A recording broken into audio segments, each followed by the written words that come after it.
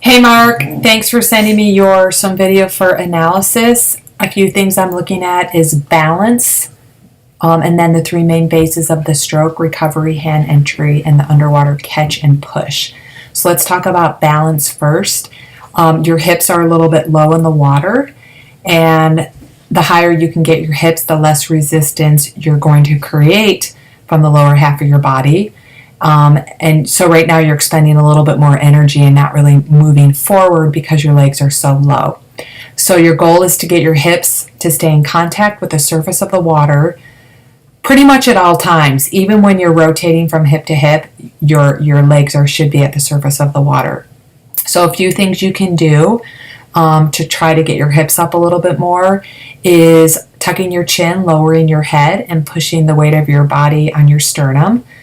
You can try tilting your pelvis so that the angle of your hips lifts to the surface. Engage your core a little bit more, see if that helps. It goes both ways. Just try doing some things with your core and see if your hips sink or if they come up. I'd also say maybe try kicking a little bit more. Definitely kick more from your quad and hip flexor. You have a split kick, especially when you breathe, and that's throwing your balance off. You want your legs moving up and down, not side to side. So that's a little bit why your legs are sinking, because you're not using your quad and hip flexor. And then you definitely want to focus on hand entry. Once you fix your hand entry and put the weight of your body on your sternum, that way it's going to bring your lower half up. The next thing we're going to talk about is recovery. Right now your arms are coming out of the water pretty wide. I'd have you doing a lot of thumb slide drill to kind of help correct that, because when you fix your recovery, that's going to impact your hand entry.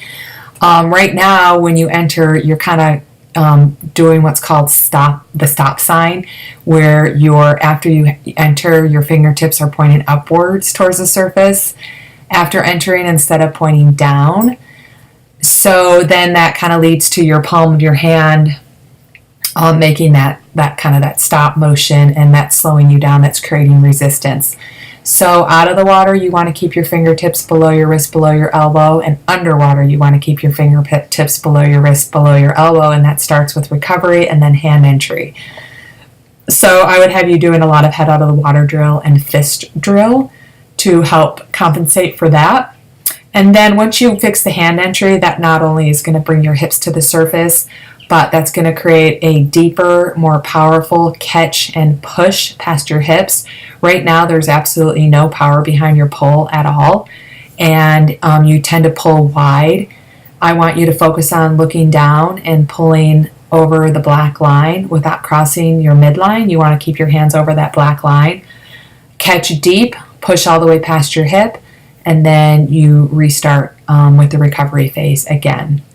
So to summarize this, key drills starts with recovery, thumb slide drill, some fingertip drag, but primarily thumb slide drill. That's going to help your rotation as well.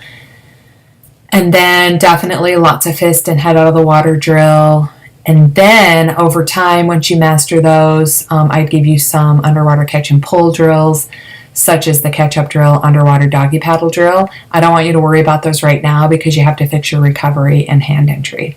So hopefully this helps. Thanks again for sending me your video, and make it a great day.